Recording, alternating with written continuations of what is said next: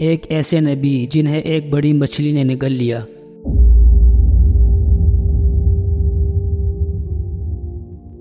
آپ سے ایسی کون سی خطا سرزد ہو گئی تھی اور آپ ایک مچھلی کے پیٹ میں 40 دن کیسے زندہ رہے؟ آخر کار آپ نے ایسی کون سی دعا پڑھی تو اللہ تعالیٰ نے آپ کو اس آزمائش سے نکال دیا؟ ہم اس ویڈیو میں اس دعا کے بارے میں بھی بتائیں گے جس کو پڑھ کر اللہ تعالیٰ تمام پریشانیاں دور کر دیتا ہے۔ پیارے دوستو، حضرت یونس علیہ السلام دجلہ کے بائیں کنارے پر آباد عراقی شہر موصل میں پیدا ہوئے۔ آپ علیہ السلام حضرت ہود علیہ السلام کی اولاد میں سے تھے۔ موصل کے مقابل نیونا شہر تھا جو اس زمانے میں اپنے عروج پر تھا، اور وہاں قوم سمود آباد تھی۔ نیونا کی آبادی 1 لاکھ سے زیادہ تھی۔ حضرت یونس علیہ السلام کی عمر 28 سال تھی جب اللہ تعالیٰ نے انہیں اہل نیونا کی رشد و ہدایت پر مامور فرمایا۔ مفسرین کے مطابق حضرت یونس علیہ السلام کا زمانہ 781 سے 741 قبل مسیح ہے۔ آپ علیہ السلام کو قرآن کریم کے 6 سورہ مبارکہ میں ذکر آیا ہے۔ ان میں پہلی 4 سورہ مبارکہ میں حضرت یونس کا نام اور باقی 2 میں ذُو-النُّون اور صاحب الحوت یعنی مچھلی والا کہہ کر ذکر کیا گیا ہے۔ نون بڑی مچھلی کو کہتے ہیں۔ چونکہ آپ علیہ السلام کئی دن ایک مچھلی کے پیٹ میں رہے، اس لیے مچھلی والا کہا گیا۔ حضرت یونس علیہ السلام ایک عرصے تک نیونا کے لوگوں کو توحید کی دعوت اور بت پرستی سے روکتے رہے، مگر قوم نے ان کی دعوت قبول کرنے سے صاف انکار کر دیا۔ صرف یہی نہیں، غرور و تکبر میں مبتلا قوم دیگر نافرمان اقوام کی طرح آپ علیہ السلام کی دعوت کا مذاق بھی اڑاتی رہی۔ جب ان کی سرکشی اور نافرمانی انتہا کو پہنچ گئی تو اللہ تعالیٰ نے حضرت یونس علیہ السلام کو حکم دیا کہ لوگوں کو آگاہ کر دو کہ 3 دن کے اندر اندر ان پر عذاب آنے والا ہے۔ آپ علیہ السلام نے قوم میں اس کا اعلان کر دیا۔ یہ سن کر قوم یونس نے آپس میں مشورہ کیا تو اس بات پر ان سب کا اتفاق ہوا کہ یونس علیہ السلام کو کبھی جھوٹ بولتے نہیں دیکھا گیا، لہٰذا ان کی بات نظر انداز نہیں کرنی چاہیے۔ مشورے میں یہ بھی طے ہوا کہ دیکھا جائے کہ اگر یونس علیہ السلام رات بستی کے اندر اپنے گھر میں مقیم رہتے ہیں تو سمجھ لو کہ کچھ نہیں ہوگا، اور اگر وہ یہاں سے کہیں اور چلے جاتے ہیں تو یقین کر لو کہ صبح عذاب ضرور آئے گا۔ حضرت یونس علیہ السلام رات کو اس بستی سے نکل گئے۔ صبح ہوئی تو عذاب الہی ایک سیاہ دھوئیں اور بادل کی شکل میں بستی والوں کے سروں پر منڈلانے لگا۔ جب وہ ان کے قریب ہونے لگا تو لوگوں کو یقین ہو گیا کہ اب وہ سب ہلاک ہونے والے ہیں۔ یہ دیکھ کر حضرت یونس علیہ السلام کو تلاش کیا گیا کہ ان کے ہاتھ پر ایمان لے آئیں اور توبہ کر لیں، مگر آپ علیہ السلام کو نہ پایا تو خود ہی اخلاص نیت کے ساتھ توبہ و استغفار میں لگ گئے اور اپنے گھروں سے ایک میدان میں نکل آئے۔ عورتیں، بچے اور جانور سب اس میدان میں جمع کر دیے گئے۔ تمام بستی والے ٹاٹ کے کپڑے پہن کر عاجزی اور انکساری کے ساتھ توبہ کرنے اور عذاب سے پناہ مانگنے میں اس طرح مشغول ہوئے کہ پورا میدان آہ و بکا سے گونجنے لگا۔ اللہ تعالیٰ نے ان کی توبہ قبول فرما لی اور عذاب ان سے ہٹا دیا۔ ادھر حضرت یونس علیہ السلام بستی سے باہر اس انتظار میں تھے کہ اب اس قوم میں عذاب نازل ہوگا۔ ان کے توبہ و استغفار کا حال انہیں معلوم نہ تھا۔ جب عذاب ٹل گیا تو انہیں فکر ہوئی کہ اب تو قوم مجھے جھوٹا قرار دے دے گی، کیونکہ میں نے اعلان کیا تھا کہ 3 دن کے اندر عذاب آ جائے گا۔ اس قوم کا قانون تھا کہ جس شخص کا جھوٹ معلوم ہو اور وہ اپنے کلام پر کوئی شہادت پیش نہ کر سکے تو اسے قتل کر دیا جاتا۔ تو یونس علیہ السلام کو فکر ہوئی کہ انہیں بھی جھوٹا قرار دے کر قتل کر دیا جائے گا۔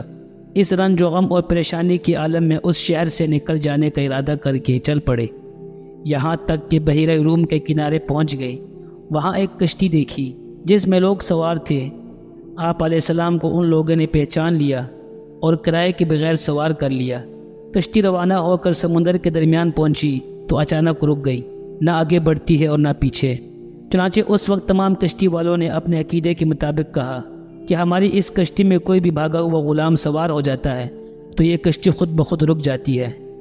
ایسے آدمی کو چاہیے کہ خود کو ظاہر کر دے تاکہ اس کی وجہ سے سب پر مصیبت نہ آئے۔ اس پر حضرت یونس علیہ السلام بول اٹھے کہ وہ بھاگا ہوا غلام میں ہی ہوں، کیونکہ اپنے شہر سے نکل کر کشتی میں سوار ہونا ایک طبعی خوف کی وجہ سے تھا، بإذن الہی نہ تھا، اور اللہ تعالیٰ کے حکم کے بغیر یوں چلے آنے کو حضرت یونس علیہ السلام کی پیغمبرانہ شان نے ایک گناہ قرار دیا کہ پیغمبر کی کوئی نقل و حرکت بلا اذن الہی نہیں ہونی چاہیے تھی۔ بہرحال آپ علیہ السلام نے فرمایا کہ مجھے دریا میں ڈال دو تو تم سب اس عذاب سے بچ جاؤ گے، مگر کشتی والے اس پر تیار نہ ہوئے، بلکہ انہوں نے قرآن اندازی کی تاکہ جس کا نام نکلے اسے دریا میں ڈالا جائے، لیکن قرآن اندازی میں بھی آپ علیہ السلام ہی کا نام نکل آیا۔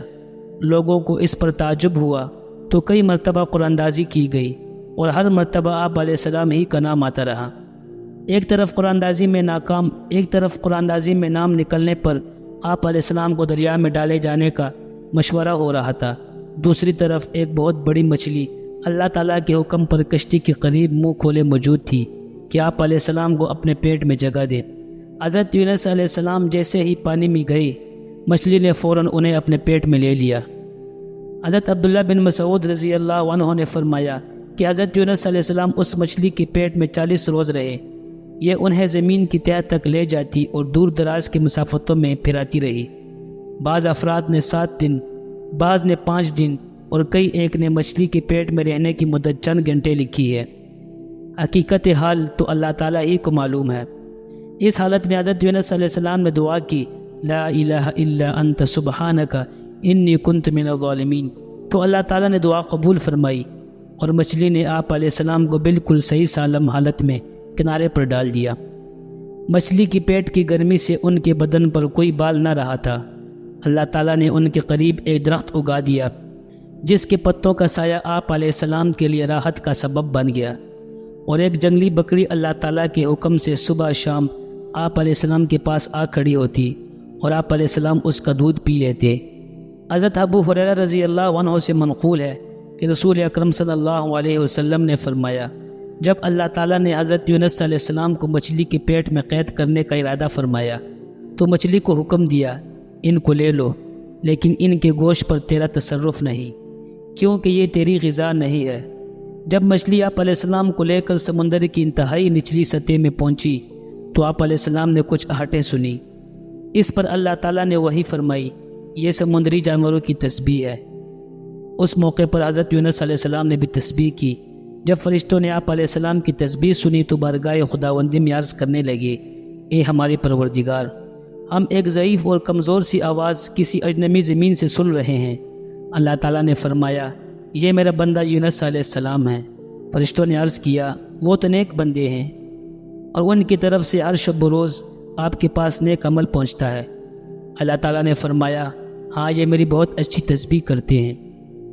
پھر فرشتوں نے اللہ تعالیٰ کے حضور حضرت یونس علیہ السلام کی سفارش کی تو اللہ تعالیٰ نے مچھلی کو حکم دیا اور اس نے آپ علیہ السلام کو سمندر کے کنارے ڈال دیا۔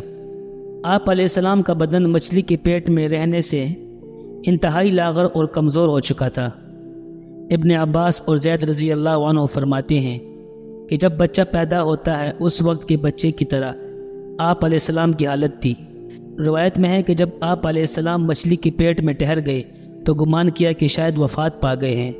اس پر آپ علیہ السلام نے اپنے اعضاء کو ہلایا تو ان میں حرکت ہوئی تو فوراً سجدہ ریز ہو گئے اور بارگاہ رب العزت میں عرض کیا، اے پروردگار، میں تیرے لیے ایسی جگہ مسجد یعنی سجدگاہ بناتا ہوں جہاں کسی دوسرے نے تیری عبادت نہ کی ہوگی۔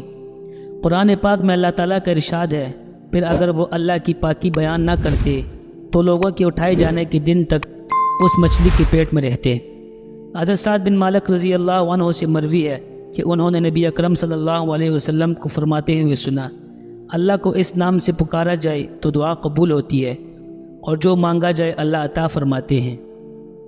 یعنی حضرت یونس علیہ السلام کی دعا کے ساتھ راوی کہتے ہیں کہ میں نے عرض کیا، یا رسول اللہ، یہ حضرت یونس علیہ السلام کے لیے خاص ہے یا تمام مسلمانوں کے لیے ہے؟ آپ صلی اللہ علیہ وسلم نے فرمایا، یہ حضرت یونس علیہ السلام کے لیے خاص ہے اور مومنین کے لیے عام۔ جب بھی وہ اس کے ساتھ دعا کریں، کیا تم نے اللہ کے فرمان کو نہیں سنا؟ پھر یونس علیہ السلام نے اپنے رب کو تاریکیوں میں پکارا، لا الہ الا انت سبحانک انی کنت من الظالمین، تیرے سوا کوئی معبود نہیں، تو پاک ہے، بے شک میں ہی قصوروار ہوں۔